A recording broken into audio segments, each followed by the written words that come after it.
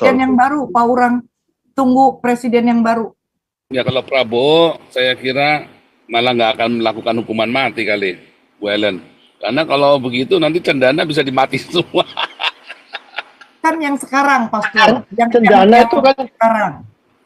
Cendana itu kan cucu-cucunya pada kaya semua di Eropa. Well, Iya, kalau dihukum mati takut nggak? Saya kira nggak akan berani.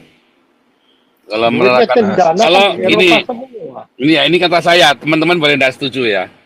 Ini kan ini bukan kenabian ya, tapi analisa pribadi. Prabowo kalau cuma mau bikin kedutaan Israel di Indonesia, dia punya nyali. Tapi kalau dia disuruh menerapkan hukuman mati, waduh, saya kira mendingan dia mati dulu. Rasanya nggak mungkin. Tapi itu yang orangnya Partai Demokrat, yang gara-gara dia seluruh Partai Demokrat di penjara semua itu. Ya, yang pakai kacamata ya. Bukan. Nazarudin. Gara-gara dia kan si Anas Ubaningrum, Angelina, siapa segala semua kan masuk penjara semua tuh, tanggung renteng semua, ya kan? Nah, itu sebetulnya kalau mau diterusin itu sampai ke ujung nanti tembusnya ke Mega juga tuh.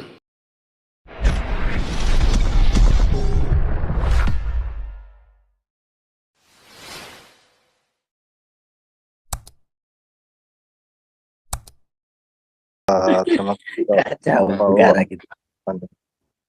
Halo. Ya Pak Urang, silakan. Saya ingin menyambung ya apa yang disampaikan Ibu Ellen ya.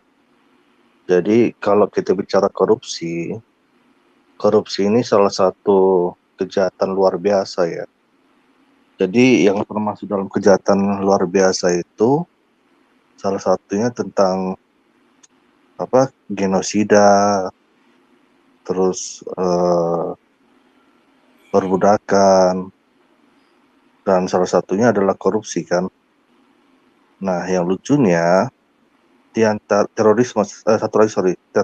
Nah di antara kejahatan itu dalam itu nggak dimungkinkan mati. Nah pertanyaannya adalah apakah hukuman mati itu dapat efektif mengurangi tingkat korupsi? Nah, berdasarkan penelitian yang ada, bisa, Pak. Tapi nggak efektif sekali, Pak. Efektif sekali, Pak. Gila, Pak.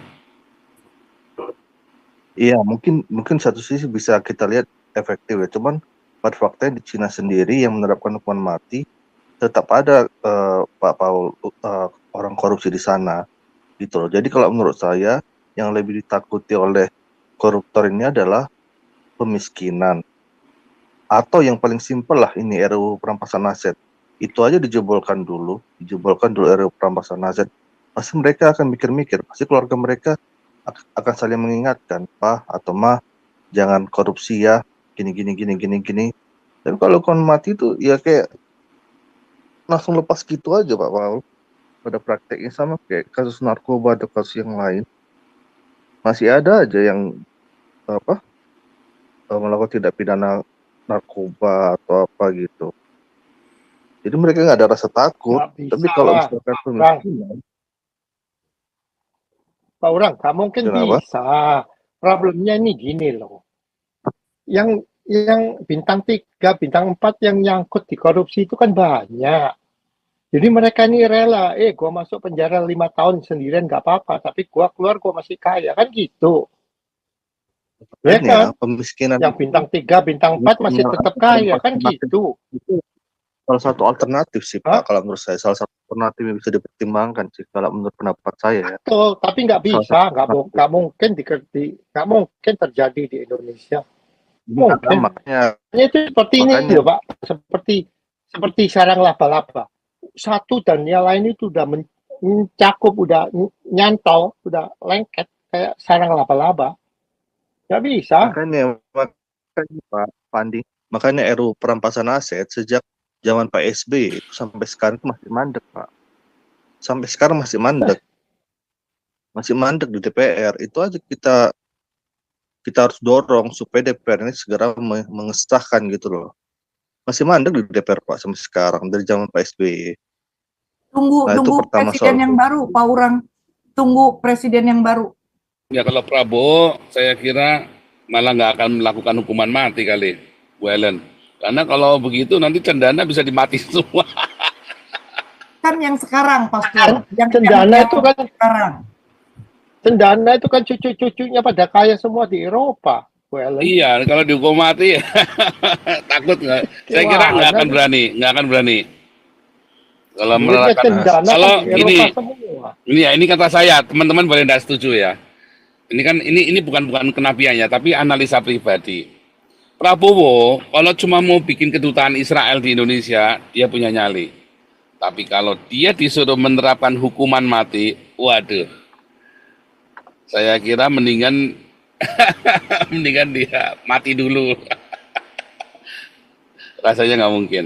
Karena itu gini loh, nyali orang itu ya, misalnya gini, contoh nih, orang berkelahi nih, dia kalau suruh kelahi, oh orang ini bisa kelahi.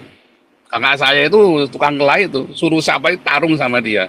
Bapak saya itu tukang kelahi, tapi begitu suruh menghadapi kehidupan nyata real, nggak berani. Kalau saya sampai penjara pun tak turutin. Saya pernah difitnah saking bener ya, saya 25 penjara. Isinya tak lawan, bukan kelahi, tak lawan. Ayo tarung Pak, mati-mati Pak, saya bilang. Aduh, itu beda, nyali butuh nyali yang berbeda. Nyali ketika dia mau ngelawan untuk masalah hukuman mati, ya itu apa masalah hukuman mati koruptor, itu dia akan membongkar semua hal dalam hidupnya. Tapi kalau dia cuma buka kedutaan Israel, itu cuma gegeran tok. Paling cuma gegeran tembak aja sama dia. Tapi kalau begitu udah cerita tentang hukuman mati bagi koruptor, itu semua luka lama yang dia tidak sanggup hadapin, yang dia sendiri tidak sanggup hadapin, belum tentu dia berani. Itu menurut saya ya, karena kan kita tahu ada background dan tidak semua orang berani menghadapi masa lalunya. Itu menurut saya. Kalau misalnya saudara berpikir beda, mungkin Pak Prabowo sudah berdamai dengan, tapi tetap ada ikatan yang dia harus tutupin. Dia siap, orang lain belum tentu siap. Sahabat-sahabatnya dia yang bersama dengan dia, ingat loh, Prabowo itu punya semua rahasia pejabat dan jenderal-jenderal di Indonesia, dan dia diam loh, tutup mulut loh. Lalu dia tiba-tiba mau menerapkan hukuman mati, berarti dia harus bongkar tuh. Apa untuk future? Sulit. Kalau Anda mau bilang untuk future, yang belakang tengok lagi pasti. Ruwet itu, waduh ruwet sekali, panjang kali, lebar kali, luas itu. Itu menurut saya. Oke, silakan yang lain. Pastor, nih, ya. Kalau pajak, sarang laba-laba, sudah menyangkut. Kalau pajak, di pajak kan ada peraturan yang boleh diperiksa itu 10 tahun kemari gitu. Tapi 10 tahun, 11 tahun itu nggak bisa diperiksa. Sudah daluarsa, expired. Nah, ini pun sama kira-kira, Pastor, gitu. Kan bisa nah, Bu dibikin. Ellen, kan itu tax amnesty kan udah tuh, Bu Ellen. Kan banyak yang nggak mau ngaku juga kan. Iya. Iya, istilahnya. Tax amnesty, 2 kali tuh tax amnesty. Maksudnya korupsi ini. Ya, maksudnya kalau kasus pidana ini, Pak Urangan ini lawyer nih, dia tahu nih. Usia kasus itu kalau nggak salah 15 tahun, udah nggak boleh dibuka lagi, ya kan? Tapi ini kasus korupsi ini tidak berhenti loh. Kasus korupsi di Indonesia nggak bisa berhenti. Kalau Anda hari ini melakukan korupsi, Anda nggak bisa tiba-tiba berhenti loh. Itu loh masalahnya. Tidak bisa tiba-tiba berhenti. Itu semua panjang urut-urutannya dari siapa ke siapa dan mengapa dan harus bagaimana dan tekanannya siapa. Itu semua sekali dibongkar. Sekarang nih kayak siapa itu kemarin, siapa itu yang Arab itu yang orangnya Partai Demokrat, yang gara-gara dia seluruh Partai Demokrat di penjara semua itu. Ya, yang pakai kacamata ya. Bukan. Nazarudin, gara-gara dia kan si Anas, Ubaningrum, Angelina, siapa segala semua kan masuk penjara semua tuh, tanggung renteng semua, ya kan? Nah, itu sebetulnya kalau mau diterusin itu sampai ke ujung nanti tembusnya ke Mega juga tuh. Harusnya berani gitu loh. Tapi kan jangan diterusin, itu kan politik semua. Makanya kan ini kan sekarang kalau diterusin ya Indonesia siapa itu? Antasari ini dengan lepasnya Antasari ini kan semua pada takut. Terus Antasari tadinya mau bicara, sekarang tiba-tiba dibungkam. Tetap nggak berani. Antasari Iya, itu dendamnya minta ampun, akan saya bongkar nanti saya keluar dari penjara. Iya, Begitu dia keluar benar, penjara, Pak. dia sempat mau ngomong plus hilang. Sekarang malah Iya, hilang sekarang orangnya. kok nggak ada suaranya, Pak. Oh, Nggak ada, benar. takut nggak bisa. Itu membongkar terlalu banyak yang harus dibongkar. Indonesia itu kalau membersihkan korupsi, itu caranya apa? Ya dibom atom sekali lagi, bubar, lalu dibangun lagi dari awal. Untung Harus nggak dibunuh, Pak. Iya benar. Si Antasari itu Jadi untung orang-orang baru dibunuh tuh orang. semua yang hidup lagi. Dia di riset semua, di bom atom sekali, tak selesai. Jakarta di bom atom, Surabaya di bom atom. Kelar udah, ya, aduh, Puyang udah. Ini sekarang membenahi Indonesia itu nggak bisa, kecuali negaranya bubar. Kalau negaranya bubar, lalu bisa semuanya bangun sendiri-sendiri. Kayak tadi Pak Urang, apakah sekarang kalau hukuman mati sekarang diterapkan, akan mengefek narkoba saja orang tidak kapok-kapok?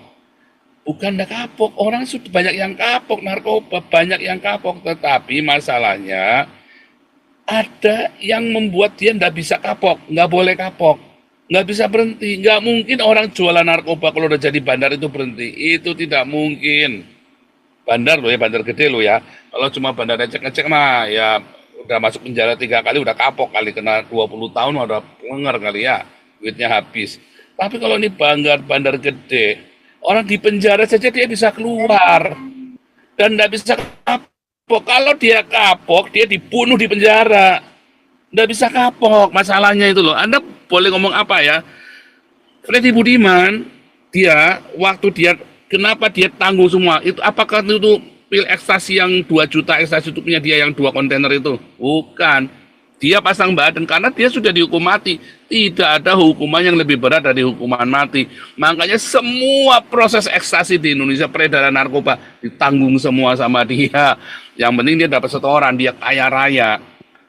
Diwariskan ke anaknya, kemana, pokoknya semua ya, untuk memperkuat supaya dia dipenjara hukuman enak. Dia terkejut ketika tiba-tiba Jokowi perintahkan hukuman mati. Itu dia di luar dugaan dia. Karena Pak Jokowi cara satu-satunya dia dihentikan dihukum mati. Karena dia selalu bilang, apa? Oh ya, itu punya saya, itu punya, udah nggak bisa lagi. Tinggal diulur-ulur sama dia. Dia nggak menyangka Jokowi tiba-tiba perintahkan hukuman mati supaya semua jangan diaku-aku sama dia. Itu tuh namanya meleset dari rencana tuh Freddy Budiman. Tetapi kalau Freddy Budiman berhenti, dia malah dibunuh sama temennya sendiri. Nggak bisa Jadi Pak Paul, Ya, jadi di zaman Pak SBY, Itu benang di zaman kusut Pak itu. SBY, di zaman Pak SBY, Kejahatan itu semua pada benang kusut. Karena udah mendarah daging, udah mengakar, itu udah susah. Nah, Pak Urang dulu, Pak Urang ini kan orang ini lawyer nih, dia tahu nih dalam kasus-kasus narkoba nih. Pak Urang. Enggak lah, saya nggak begitu paham sih Pak soal pidana. Cuma yang saya tahu di zamannya Pak SBY, pelaksanaan hukuman mati itu nggak terlaksana Pak. Tapi uniknya, padahal beliau militer ya, uniknya di zaman Pak Jokowi, itu dia terjadi pelaksanaan hukuman mati Pak.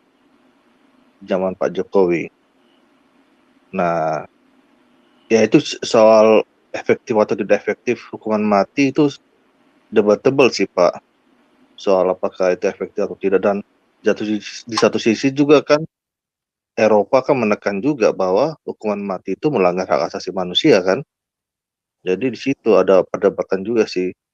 Makanya mungkin yang bisa jadi alternatif itu dia pemiskinan atau perampasan aset. Itu pasti mereka takut juga sih Pak kalau soal pemiskinan. Keluarga mereka pasti menekan juga itu Pak. Supaya nggak korup. Itu aja dulu. Pasti mereka mikir ulang. Kalau mereka, karena mereka nggak pernah hidup miskin Pak. Beda sama saya kan memang bukan dari orang kaya Pak ya. Nah, jadi ya tahu aja sih. Biasa aja. Itu sih bedanya Pak. Nah, soal Memang harus dicoba Pak, harus dicoba karena kan itu semua hanya hipotesis ya kan. Semua orang bisa mengucapkan hipotesisnya dia, dan belum pernah dilakukan. Pemiskinan itu belum pernah dilakukan oleh negara Indonesia memang. Kalau di Cina dihukum mati dan dimiskinkan, kapok-kapok Pak. Di Cina itu kapok loh Pak. Kecuali dia terlalu nekat, dia terlalu berani Pak.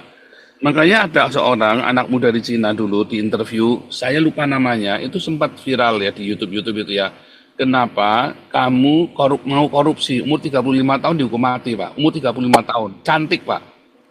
Terus dia bilang, Kami ini keluarga miskin sekali. Buat saya, daripada saya umur 70 tahun dan saya miskin seumur hidup, mendingan saya usia 35 tahun, saya korup, saya menikmati hidup saya walaupun cuma 10 tahun, tapi saya menikmati sekali hidup saya, sekuat tenaganya bisa pesta pora. Ya sudah, kalau sekarang ketahuan ya saya sial. Teman-teman saya yang ketahuan banyak. Bisa sampai 40-50 tahun, ya saya sedang sial saja. Itu jawabannya Pak Urang. Jadi memang harus butuh nyali yang luar biasa. Ini pertanyaan buat Pak Urang. Pak Urang, saya mau tanya nih ya. Maksud you dimiskinkan itu dimiskinkan perseorangan keluarganya Pak, semua Pak. Semua yang terkait sama dia Pak. Soalnya kalau dia udah pindahin ke anak cucu ya sami mawon. Nggak bisa Pak, kalau di Cina seluruh keluarganya Pak. Semua yang terkait sama dia. Maksudnya Pak Urang punya intention di Indonesia ini loh. Dimiskinkan perseorangan atau seluruhnya. Kalau dia udah pindahin itu aset ke anaknya, ke cucunya, kan mereka bisa bantah, ini bukan aset saya, kan gitu. Jadi gimana? Arus dana kan bisa dicek. Gini Pak, halo. RUU perampasan aset kan Pak, dari tahun 2000 berapa itu ya? 2012 atau 2000 berapa? Pokoknya zaman Pak SBY lah, sampai sekarang udah 8 tahun 9 tahun, itu belum jebol Pak, belum Pak. Itu aja mandek Pak. Mandek. Nah, ya, berarti hartanya udah di anak cucu dong. Ya kan? Hah? Berarti itu semua harta udah di anak cucu. Ya, maksudnya kan kita kan, jadi gini Pak, sistem hukum Indonesia ini Pak, menganut namanya sistem hukum civil law. Semua itu harus tertulis Pak, beda sama di Eropa. Kalau di Eropa kan mengenal common law Pak, kebiasaan-kebiasaan dari masa lalu kan Pak. Nah, jadi kalau hukum itu nggak ditulis dalam suatu peraturan perundang-undangan, mau apapun imajinasi kita, mau apapun ekspektasi kita tentang sanksi yang dapat bermanfaat atau adil di masyarakat, tapi nggak ada tertulis dalam suatu perundang-undangan, itu nggak bisa dilaksanakan Pak. Enggak, maksudnya itu makanya itu saya tanya sama you, dimiskinkan itu secara harta dia keseluruhan atau atas nama dia doang gitu loh Pak. Itu gimana pandangan politisi aja Pak, karena kan politisi yang punya kewenangan membuat suatu peraturan Pak. Kecuali saya politisi, baru saya mungkin bisa bikin formulanya Pak. Saya kan bukan politisi Pak. Makanya teman-teman dari diaspora ini ya kalau berkenan kan dorong anak-anak muda untuk maju. Nah, supaya kita bisa bersuara. Kalau kita hanya bercup-cup aja gini-gini aja, belum tentu Pak, belum tentu berpengaruh. Itu sih kalau pandangan saya ya.